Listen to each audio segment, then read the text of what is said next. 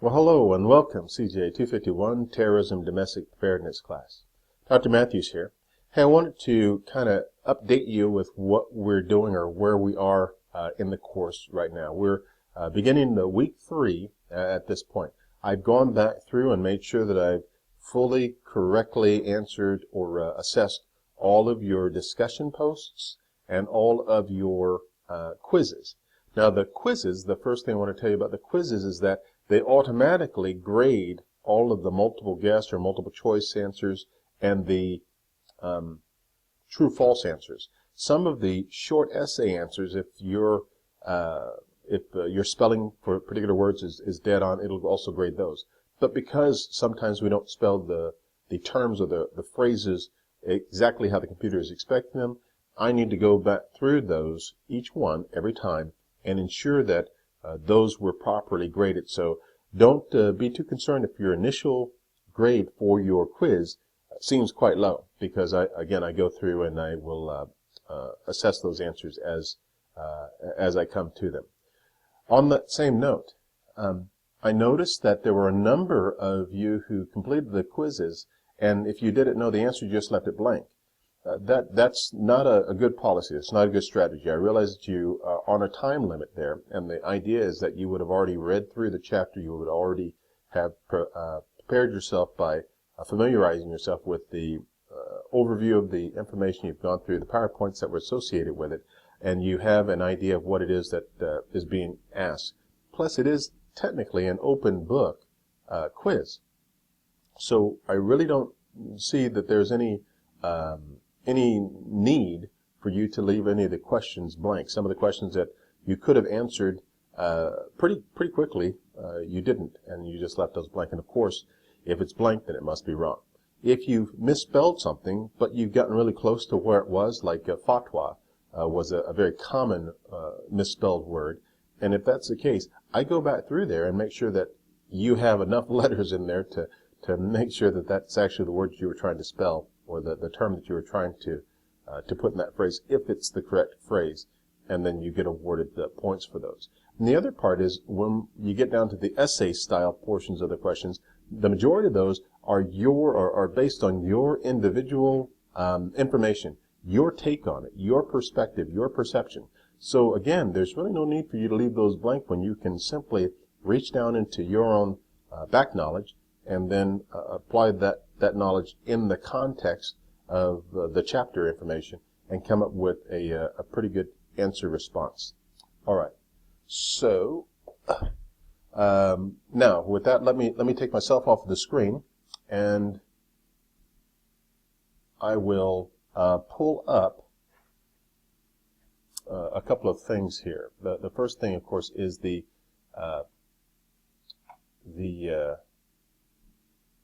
not so much the assignments as the weekly discussion. So there's been a number of questions that have come to me with regard to the weekly discussion and what does that all entail.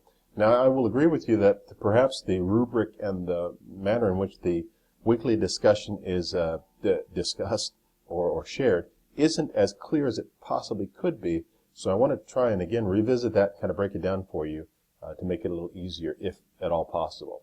Note that we have a total of 8 weekly discussions. The first 2 are already done, so we have the last 6 that are going to be done.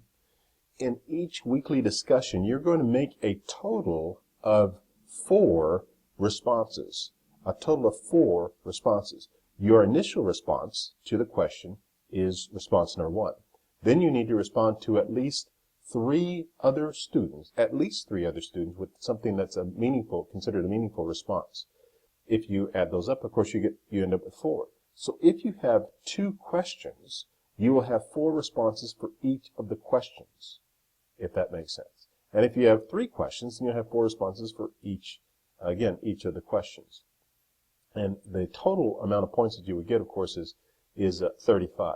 So you might be thinking, okay, well, how do I judge that? First off, your response is counted if it is a response to another student. If it's a response to another student's response, rather. If it's a reply to a student who said something to you about your response, that one doesn't count. That's just carrying on an ongoing conversation. what we're looking for here is for you to connect with and take a look at and then respond to one of your fellow students' answer responses. So then there's actually a rubric. This rubric is a lot more complicated. I hesitate to show it to you, but I want to make sure that you at least understand that I'm not inventing these numbers or this score, and it's not arbitrary. A few of the things with regard to the response, as you know, each of the answer responses,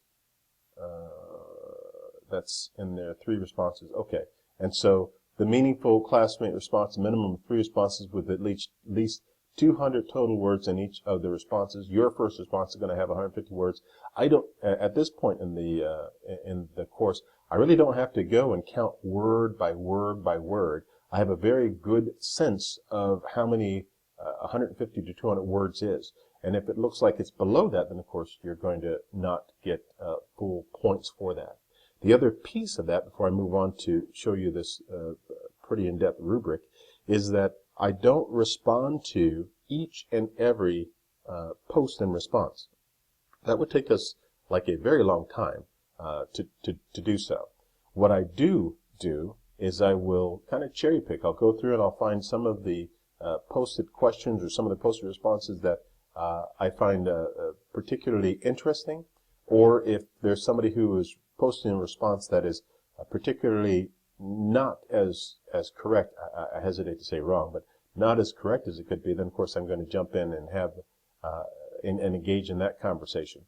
But don't think for a moment that A, I don't read the responses, because I do, or B, that for some reason, because I didn't respond to your post or your response, that it's somehow less. It's not.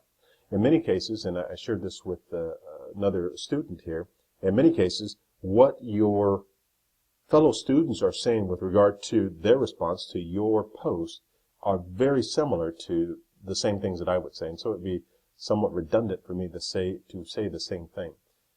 And so that's why you won't necessarily see my response to each and every one of your posts. I know that in other online courses, some of the faculty there do that, and you will see some 2-word phrase or 1-line blurb with regard to your post or your response, which I don't know that actually continues or advances the conversation at all. And so I hesitate to kind of waste your time with that. I'd rather you have a good, clear engagement and conversation with a fellow student with regard to what it is that you're responding to and what you're looking at.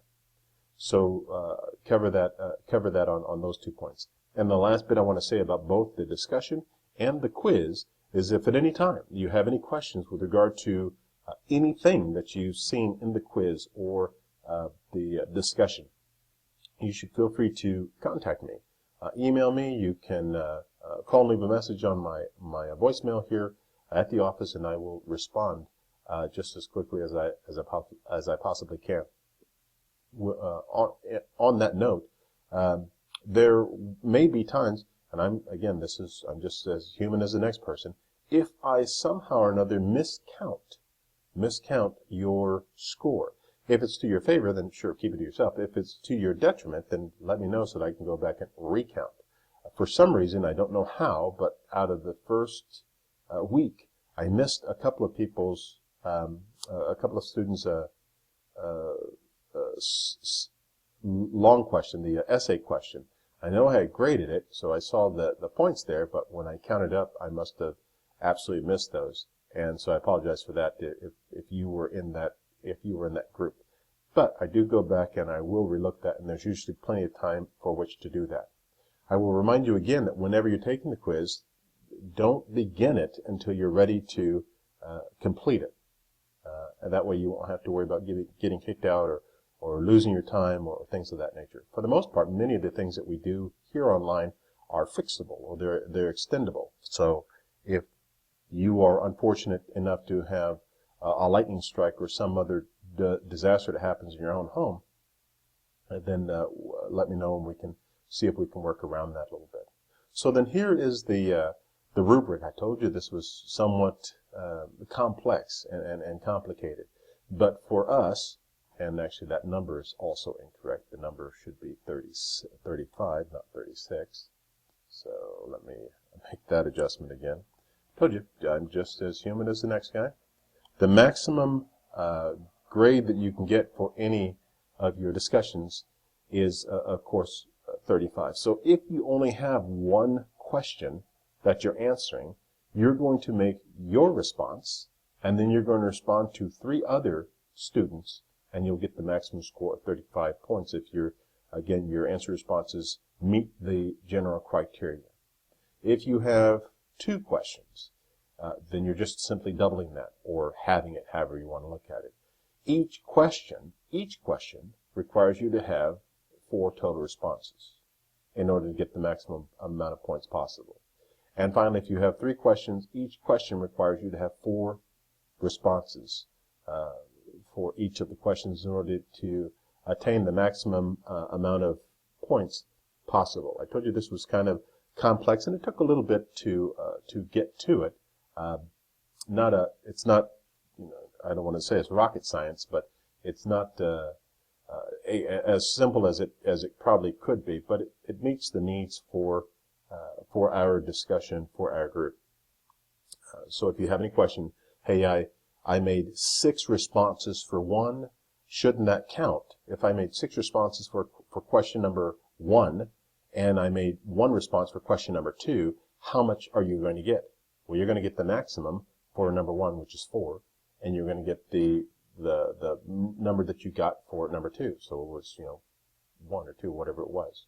So don't presume that simply because you make 12 responses to 1 question and you've got 3 questions to respond to, that you're good. That's not how it works. For each question, you will make you need to respond to the question 4 times. Your initial response, and then 3 replies to your other fellow students' responses.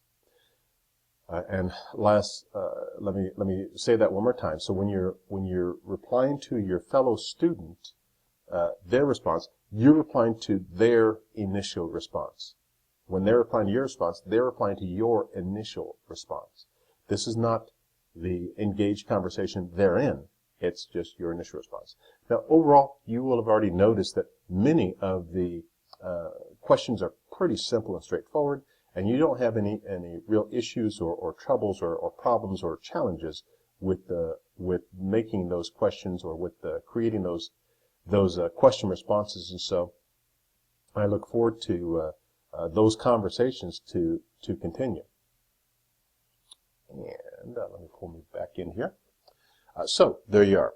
That's the long and short of what it is we've done so far from week 1 to the beginning now of week 3.